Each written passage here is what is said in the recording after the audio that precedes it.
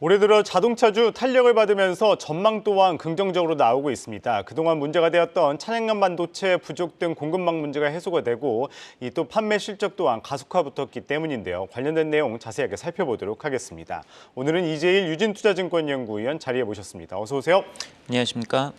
네, 이 국내 수출은 5개월 연속 이 마이너스 성장에도 불구하고 자동차만큼은 역대 실적을 기록하고 있었어요. 이 자동차 수출 질주 계속 이어질 것이라고 보시나요? 먼저 이제 수출이 증가하는 원인을 보게 되면은 기본적으로 이제 차량용 반도체 수급 차질 영향이 해소가 되면서 국내 공장의 가동률이 일단 올라오고 있습니다. 그러면서 이제 생산량이 증가를 하고 있고요.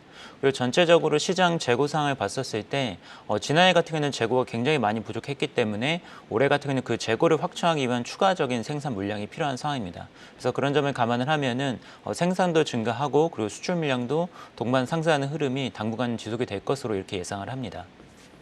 네, 뭐 그런 가운데 하나 문제를 좀 꼽자면은 이 고물가 금리 인상에 따른 이 수요 둔화 가능성에 대해서 이 자동차 관련해서도 좀 영향을 받을지 것 같아요. 이와 관련해서는 어떻게 바라보십니까? 기본적으로 금리 같은 경우는 신차 수요에 부정적으로 작용을 하기는 합니다. 왜냐하면 아무래도 할부 금리가 상승을 하게 되면은 실질적으로 소비자 부담이 늘어나기 때문에 금리가 상승하면 좀 부정적 영향이 있긴 하고요. 다만 이제 현재 상황을 살펴보면은 자동차 같은 경우는 작년 그리고 재작년 2년에 걸쳐서 대기 수요가 좀 많이 누적이 돼 있습니다. 뭐 지금은 대기 수요가 많이 줄어들긴 했지만 여전히 상당히 많은 분들이 차량을 받기 위해서 대기를 하고 있기 때문에 그런 점을 감안하면은 신차 수요 같은 경우는 올해까지도 상당히 강세를 나타낼 것으로 예상이 되고요. 뭐 내년, 내후년 같은 경우는 경기 흐름을 봐야 되겠지만 여전히 다른 산업 대비로는 수요가 상당히 강할 거다. 이렇게 예상을 하고 있습니다. 네, 뭐 다른 수요 대비 산업 대비 좀 괜찮다. 뭐 이렇게 말씀을 주셨습니다. 이 국내 대표 자동차주 현대차, 기아 같은 경우에 모두 이제 지난해 4분기 역대 최대 실적을 달성을 했죠. 뭐 올해도 어떻게 될지 궁금한데 뭐 상황은 좋은 것 같아요. 뭐 어떻게 바라보십니까?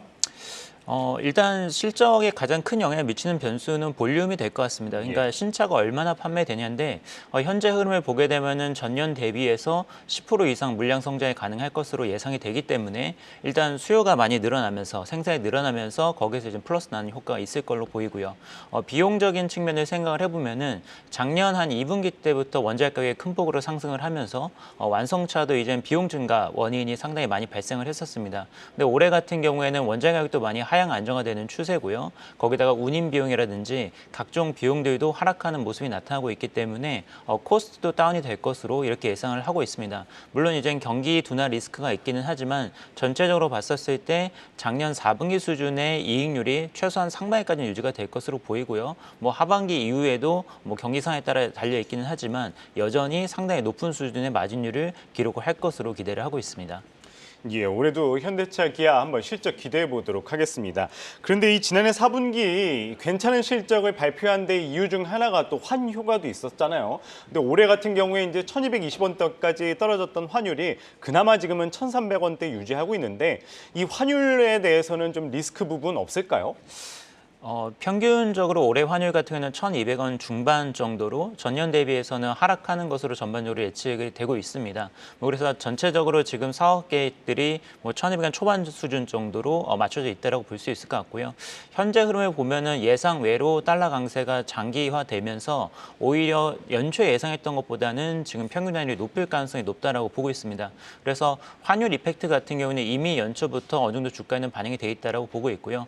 지금부터는 1,250원 이후로 그 이상으로 환율이 움직이는 부분에 대해서는 오히려 좀 플러스적인 요인으로 볼 수 있을 것 같습니다. 그래서 현 시점에서 봤을 때는 환율가도 그렇게까지 불안정하지는 않을 것 같다. 오히려 작년하고 어떻게 보면 연평균으로는 비슷한 수준으로 갈 수도 있는 흐름이 지금 나타나고 있습니다. 예, 알겠습니다. 이달 또 중요한 이슈가 있죠. 이 미국이 인플레법 세부안을 내놓을 예정인데 이 자동차주 뭐 영향을 받을 것 같아요. 전반적인 자동차주에 대한 영향 어떻게 바라보십니까? IRA 법안 세부 지침이 나오는 게 굉장히 중요한 전환점이 될 것으로 예상을 하고 있고요. 국내 완성차한테는 긍정적일 것으로 일단은 예상을 하고 있습니다.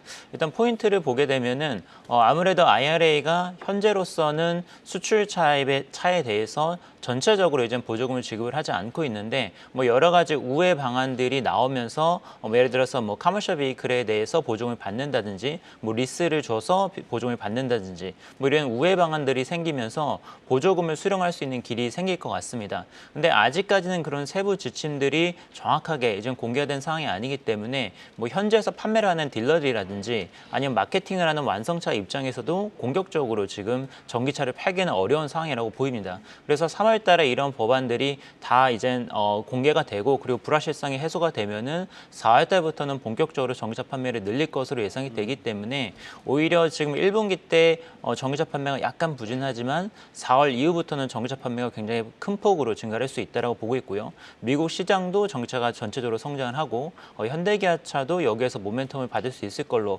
보이기 때문에 3월 이후 세부 지침 나오고 나서부터가 굉장히 좀 좋은 모멘텀이 있을 거다라고 생각을 합니다.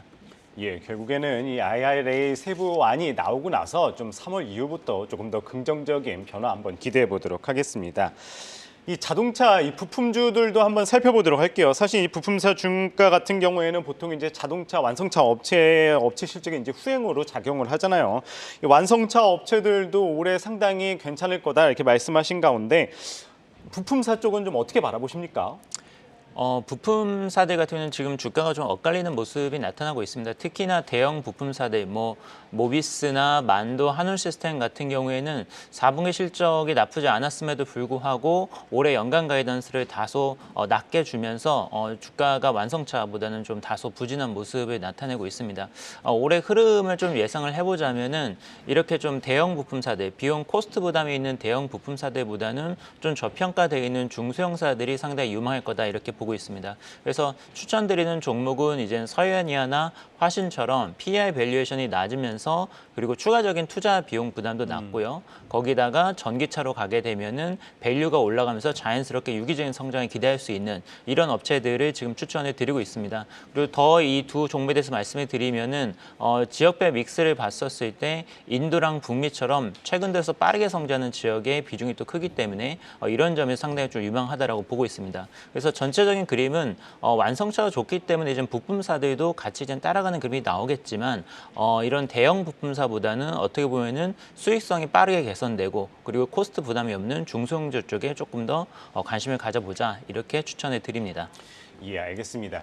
뭐 주가를 살펴보자면은 현대차 기아 같은 경우에도 뭐 지금도 상당히 이제 매력적인 구간이긴 하는데 이 저점 대비해서는 그래도 많이 올라왔단 말이죠. 그래도 자동차주들 이제 좀 긍정적인 전망이 나오고 있는 가운데 매수 시점을 본다면 좀 언제점으로 잡으면 좋을까요?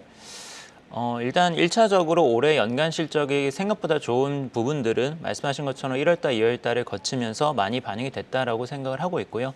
중요한 전환점은 방금 말씀드린 IRA 세부 지침이 될 것 같습니다. IRA 세부 지침이 나와서 예상한 대로 우회로가 뚫린다라고 한다면은 3월 이후부터 현대기아차의 미국 현지 전기차 판매가 빠르게 증가할 수 있는 모멘텀이 생길 것으로 보이고요. 여러 가지 불확실성이 해소가 되면서 센티멘트도 개선이 될 거기 때문에 다시 한번 주가가 레벨업을 할 수 있을 거다 이렇게 기대를 하고 있습니다. 따라서 3월 달에 IRA 법안이 국내 자동차들한테 유리한 방향으로 흘러가는지 이 부분을 좀 유심히 보시면 될 것 같고 예상대로 나온다라고 한다면은 긍정적인 주가 반응으로 이어질 것으로 기대를 합니다. 네, 뭐 말씀을 들어보니 결국엔 이 자동차주 전반에 있어서 핵심 변수는 이제 3월에 있는 IRA 세부안에 따라서 이제 결정이 될 것 같습니다.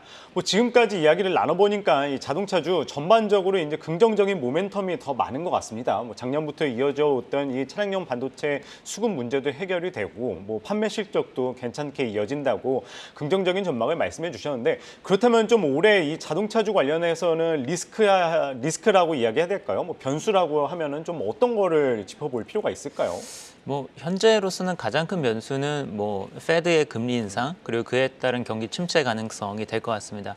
아무래도 자동차라고 하면은 뭐 상당히 고가의 내구 소비재이기 때문에 경기의 영향에서 상당히 좀 많이 받을 수밖에 없습니다. 그래서 하반기 때 어떤 경기가 좀 완만한 경기 침체가 오는가 아니면 상당히 좀 심각한 경기 침체로 이어지는가 여기에 따라 주가는 좀 분명히 좌우될 수밖에 없을 것 같고요. 다만 이런 부분들은 어떻게 보면 자동차 산업에 국한된 문제라기보다는 전체적인 이제 경기 리스크로 좀 봐야 될 것 같고 전체적인 어떤 글로벌 경쟁 상황에서의 현대기아차의 포지션 자체는 뭐 일본차나 아니면 독일차에 비해서 상당히 유리한 점이 있다라고 보고 있기 때문에 어떤 경쟁 우위는 유지가 될 거다 이렇게 보고 있습니다.